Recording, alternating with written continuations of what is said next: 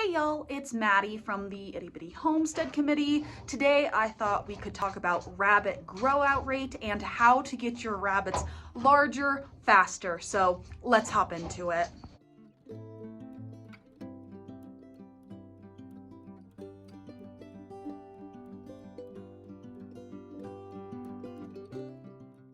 The first thing you want to focus on when it comes to growing out your rabbits within the rabbitry is genetics. You want to make sure that your rabbits, for one, are going to get to the size that they're supposed to be and that they are fast growers. Unfortunately, the way genetics work, you're not going to get big, fast-growing rabbits if your parents aren't big and fast-growing. An example of this is that Alpha's kits are slower growing than Rexy's kits, and that's because Alpha is a small dude and Rexy is a huge dude. And unfortunately, I can't make Alpha bigger.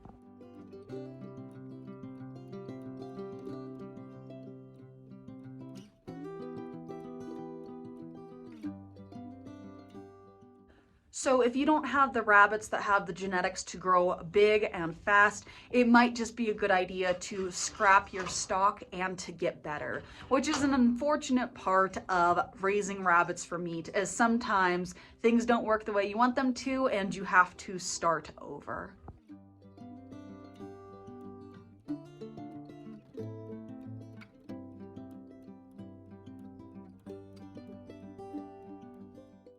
The next thing I want to talk about is how do you know if your rabbits are, one, growing at an appropriate rate, and two, if they're improving or not improving as you get further along in your generations. And your answer to that is going to be tracking on numbers. You can track rabbits' weights through an app or on paper, but the idea is that you want to start weighing out your babies as soon as possible and watch that general trend. Some people prefer to weigh their rabbits every day. Other people prefer to weigh their rabbits at intervals. So I know a lot of people, they'll weigh their babies at 4 weeks, 8 weeks, 16 weeks, on and on and on until they get to the proper weight that they want.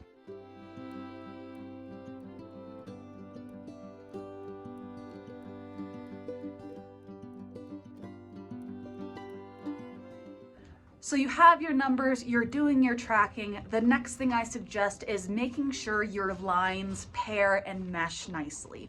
So for instance, if you have a buck that is throwing a very large litters with a very large grow outs, maybe that's a better option to keep compared to another buck that is throwing smaller babies and they aren't growing quite as large. The same is true of does. What is better for you? Large litters, better grow out, or a combination of both? I have some does where I breed them and they have 10 kits and they still grow out better than a doe who has 5 kits. So by tracking these numbers, you can see how much babies are growing and who their parents are. So therefore you can see who is growing the best based on genetics and the pairing of the parents.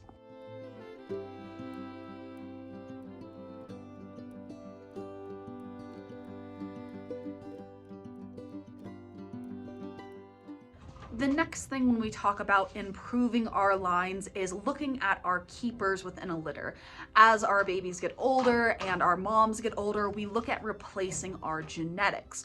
The best thing you can do is to keep the best out of every litter. So the thing I do is, because I show and then I also raise for meat, I look at the very top of my litter for weight and keep the one with the best type. So if I have 2 does, they have to be the largest 2 out of the litter, and then I will keep the best type out of those 2 babies. What this does is it improves my lines for 2 things at once. It improves for size of babies and grow out, as well as type in general. Because when we look at a commercial type rabbit, the best commercial type equates to the most amount of meat on our carcasses.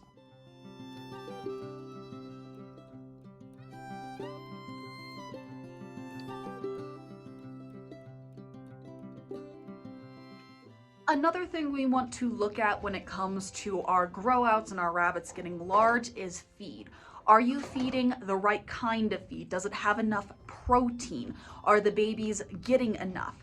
A lot of people free feed their babies to ensure that they reach certain weights. What I do is I feed the babies the equivalent to the size I want them to be.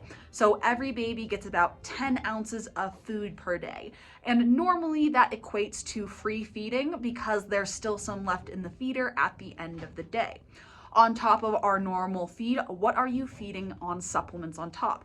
A lot of people feed hay, not understanding that that extra fiber can actually cause the rabbits not to absorb as much nutrients. So a lot of people, they give free feed hay. Look at if that is a good option with your babies. Do a bit of a scientific experiment. For one litter, feed just pellets and no hay, and then for another litter, just feed pellets with a limited amount of hay and see how your grow out rates change. See if hay is a good option for you.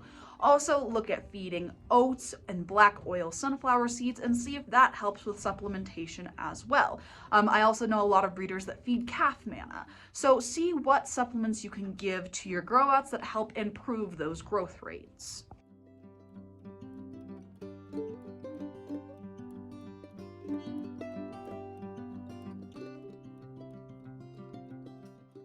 And finally, the best piece of advice I can give when it comes to rabbit growouts is to be picky. As feed prices go up, it is more important than ever to hard cull the things that are not meeting the expectations within your barn. Because at the end of the day, it costs just as much to feed a good rabbit as it does a bad rabbit.